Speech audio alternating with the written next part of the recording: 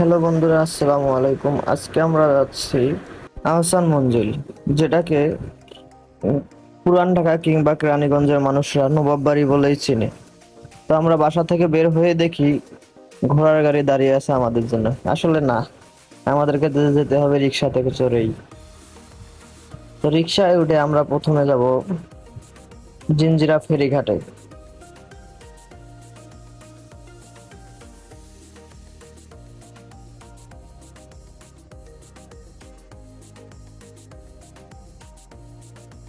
আজকে আমার সাথে রয়েছে আমার মামাতো ভাই মঞ্জুরুল ও খালাতো ভাই রিয়াদ। বড় ছেলেটা মঞ্জুরুল, ছোট জন রিহাদ। আমরা ফেরিঘাটের কাছাকাছি চলে এসেছি। তো আমরা ফেরিঘাটে নেমে তারপরে ট্রলারে করে চলে যাব নবাববাড়ি ঘাটে।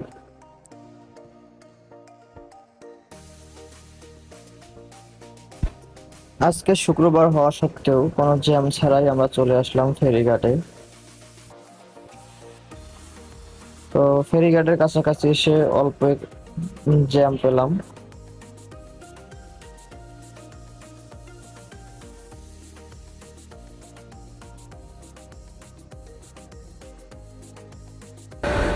অবশেষে ফেরিঘাটে পৌঁছে আমরা রিক্সা থেকে নেমে রিক্সাওয়ালা মামাকে ভাড়া পরিশোধ করে দিলাম।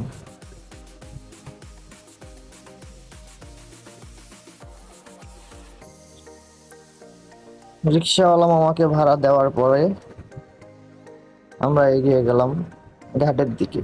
শুক্রবার হয় ট্রলার সাপ্তাহিক বন্ধ, তাই আমরা আবার একটা রিক্সা নিয়ে চলে গেলাম ইস্পাহানি ঘাটে। যেতে যেতে চারিদিকের মনোমুগ্ধকর পরিবেশ গুলো ভিডিও করতেছিলাম। যদিও দুপুরবেলা একটু রোদে গরম লাগছিল, তবুও রিক্সায় নদীর পাড়ের বাতাস অনেকটা ভালোই লাগতেছিল।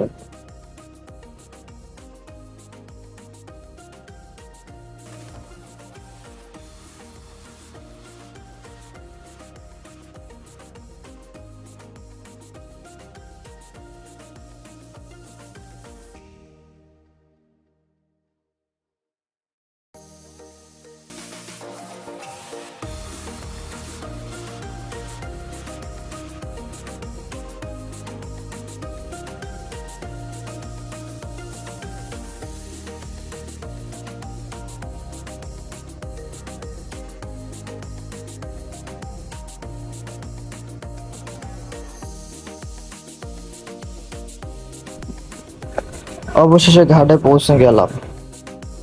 রিক্সাওয়ালা মামার ভাড়া পরিশোধ করে চলে এলাম ওয়াটার বাসের ঘাটে। ঘাটে নেমে তিনজন টিকিট কেটে উঠে পড়লাম ওয়াটার বাসে।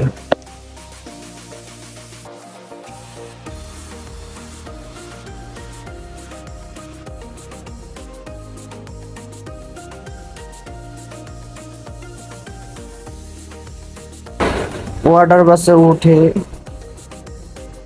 চারদিকে একটু ভিডিও করলাম।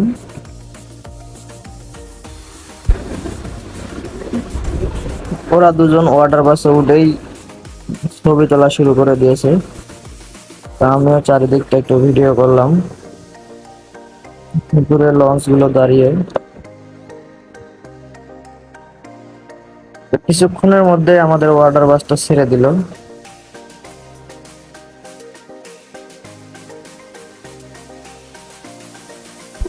ওয়াটার বাসের একজন এসে আমাদের কাছে টিকিট চাইলো।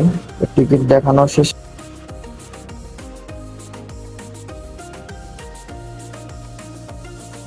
ওইদিকে সদরঘাট, চারিদিকে সারি সারি ভাবে দাঁড়িয়ে রয়েছে বড় বড় লঞ্চ গুলো।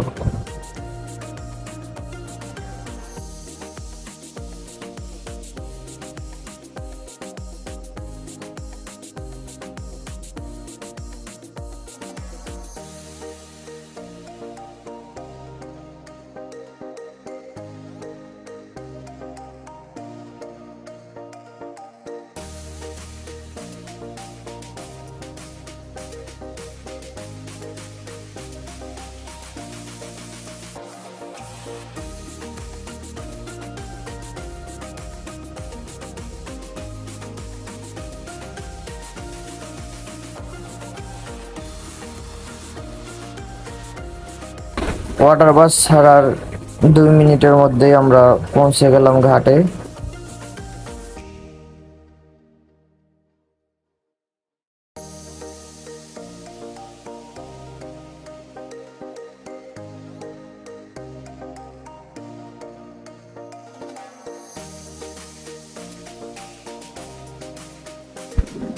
ওয়াটার বাস থেকে একে একে সবাই নেমে পড়লাম।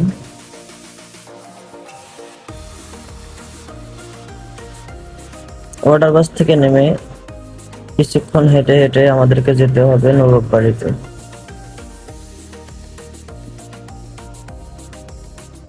তো ঘাটে ওঠার সময় এখন মঞ্জুরুল বলতেছে ও এখন স্লো মোশন ভিডিও করবে। তো কিছু একটা ভিডিও বানায় দিলাম।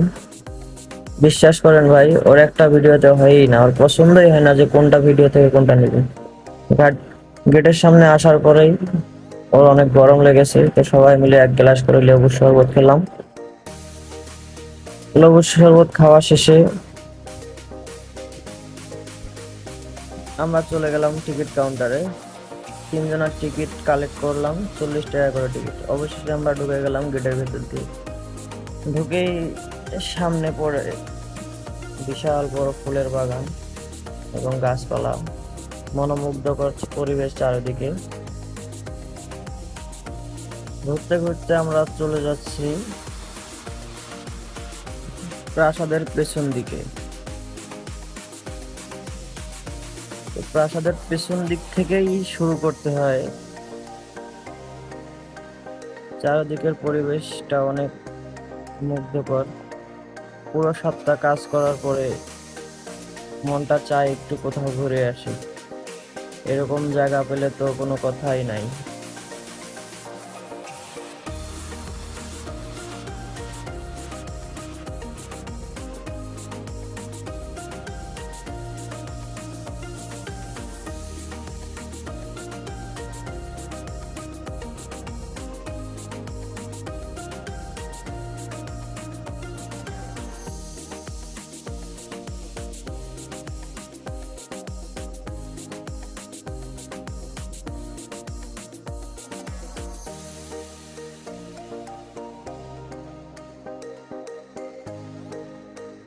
পেছন দিক দিয়ে আমরা চলে এলাম।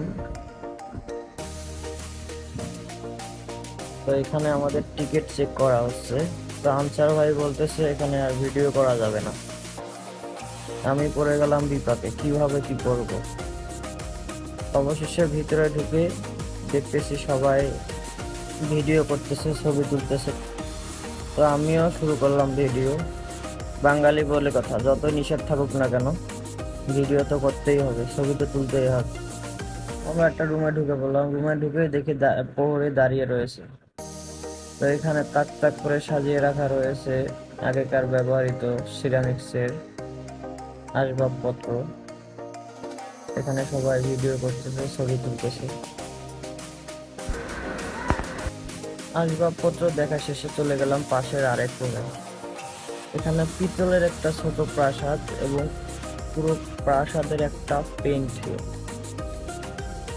পেন্টিং দেখা শেষে আমরা চলে গেলাম পাশের আরেক রুমে। এখানে বড় গোলা বারুদ এবং ওয়ালে ঝুলিয়ে রাখা বড় বড় বল্লম এবং তলোয়ার। এই সিঁড়ি দিয়ে উপরে ওঠা যায়। সিঁড়ি বন্ধ থাকায় আমরা চলে গেলাম পাশের রুমে। এখানে বড় একটা হাতির মাথার কঙ্কাল। তার পাশের রুমে চিকিৎসার যন্ত্রপাতিগুলো সাজিয়ে রাখা রয়েছে।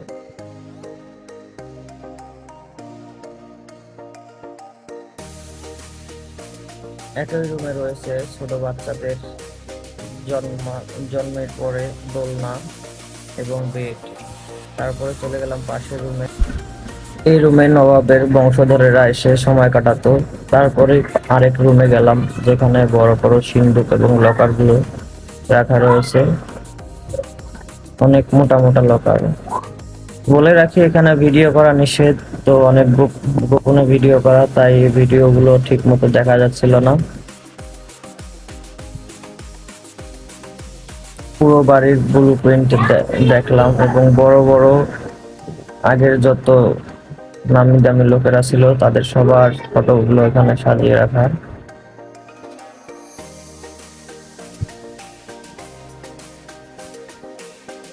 এবং এইখানে ভিতরে রয়েছে নবাবের ব্যবহৃত মুদ্রা এবং তখনকার সেনাদের প্রদান করা ব্যাজ। তারপরে আমরা চলে গেলাম উত্তর দিকের বারান্দায়। তো বারান্দা থেকে চারপাশটা ভিডিও করলাম। উপর থেকে দেখতে অনেকটা সুন্দরই লাগছিল। সবাই জোড়ায় জোড়ায় বসে রয়েছে।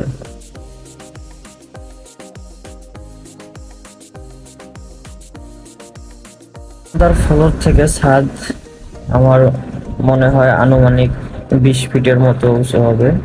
তো এখানে পেঁচানো একটা সিঁড়ি রয়েছে, এই সিঁড়িতে ওঠা নিষেধ।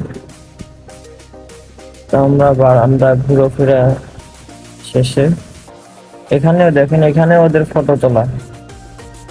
ওরা যেখানে যাচ্ছে সেখানেই শুধু ছবি তুলতেছে আর ছবি তুলতেছে।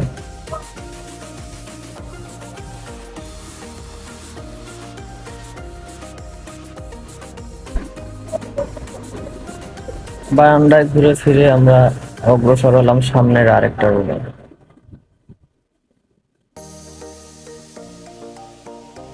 এই রুমে রয়েছে হাতির দাঁতের তৈরি চিরুনি, হাতের শাখা, আরো অনেক কিছু। তারপরে চলে এলাম আমরা আরেকটা রুমে, যেখানে ব্যবহৃত পানির ফিল্টার, জগ, সবকিছু পিতলের তৈরি।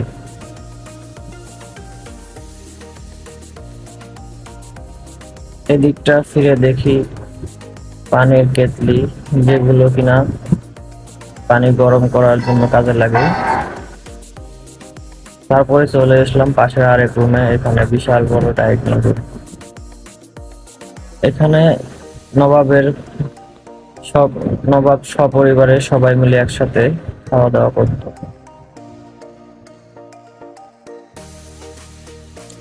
চলে এলাম বেডরুমের আমার একটা প্রশ্ন রয়েছিল, বেডটা অনেকটা খাটো, সম্ভবত 5 কি 7 ফিট হবে। তো আমরা ঘুরতে ঘুরে চলে আসলাম মেন যে বারান্দা সামনের, অর্থাৎ দক্ষিণ দিকে, সেই বারান্দার বিশাল বড় গেট। এই গেট দিয়ে বের হয়ে যেতে হয়। তো সামনেই রয়েছে একটা গোল টেবিল, গোল রুম, যেখানে কিনা চারিদিক থেকে এদিক দিয়ে আসা যায় বা এই সিঁড়ি দিয়ে উঠে সবখানে দেখা যায়। তো এই প্রাসাদের মূল আকর্ষণ হচ্ছে এই সামনের দিকটা, অনেকটাই সুন্দর। প্রায় 200 বছর আগের বিল্ডিং হওয়া সত্ত্বেও এখনো ঠায় দাঁড়িয়ে রয়েছে।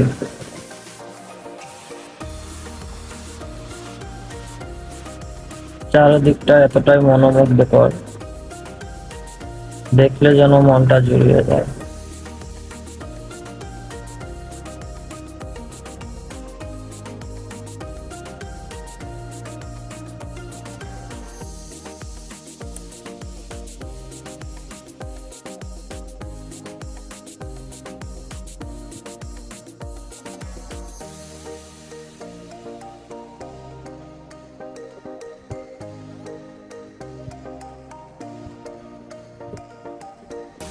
এদের তো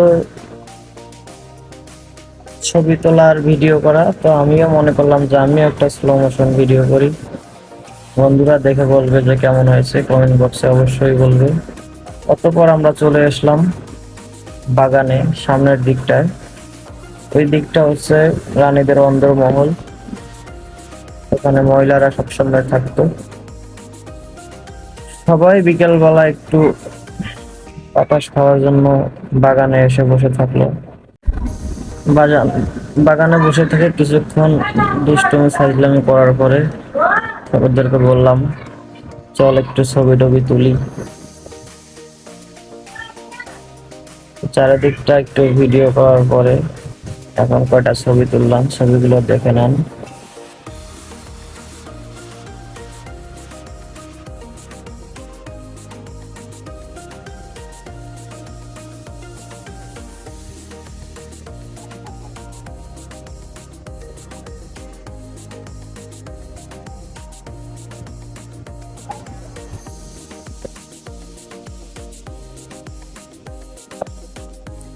ছবি তোলা শেষে সন্ধ্যা হয়ে যাওয়ায় এখন আমরা ফিরবো।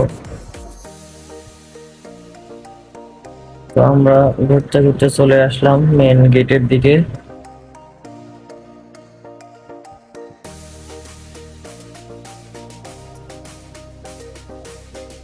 গেট থেকে বের হয়ে বাইরে অনেকটা ভিড়। তো ভিড় ঠেলে আমরা চলে এলাম বাদামতলিতে ফলের পাইকারি দোকানগুলোর কাছে। এগুলো কিছুক্ষণ ভিডিও করার পরে আবার চলে গেলাম আমরা ওয়াটার বাস ঘাটে।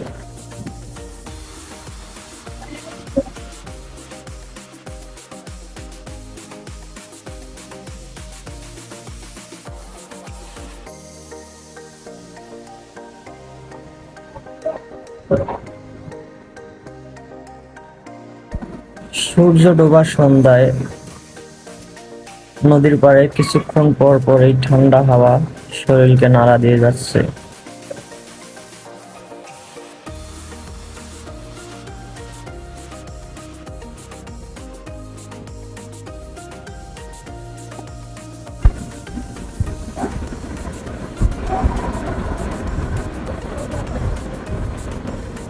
ঘাটে পৌঁছে আবারও টিকিট সংগ্রহ করে উঠে এলাম ওয়াটার বাসের ছাদে। চারিদিকটা নানান রঙের বাতিতে সাজানো এই শহরটা কতটাই না ব্যস্ত, সন্ধ্যার সময় কতটাই না সুন্দর দেখা যায়, যেটা কিনা নিজের চোখে না দেখলে বিশ্বাসই করা যায় না। ওইদিকে একটা লঞ্চ লোড হচ্ছিল, হয়তোবা বরিশাল যাবে। আমাদের ভিডিওটা এখানেই শেষ করব। নতুন নতুন ভিডিও শুরু করায় অনেক ভুল ভ্রান্তি থাকতেই পারে, তো আপনারা সবাই ক্ষমা সুন্দর দৃষ্টিতে দেখবেন। অবশ্যই আমার পেজটিকে ফলো করবেন, ইউটিউব চ্যানেলটাকে সাবস্ক্রাইব করবেন, লাইক করবেন, কমেন্ট করবেন। আপনাদের এক একটা লাইক আমার জন্য অনুপ্রেরণা, ভিডিও করতে আগ্রহ বাড়িয়ে দেয়। তো এই বলে শেষ করছি। আসসালামু আলাইকুম, সবাই ভালো থাকবেন।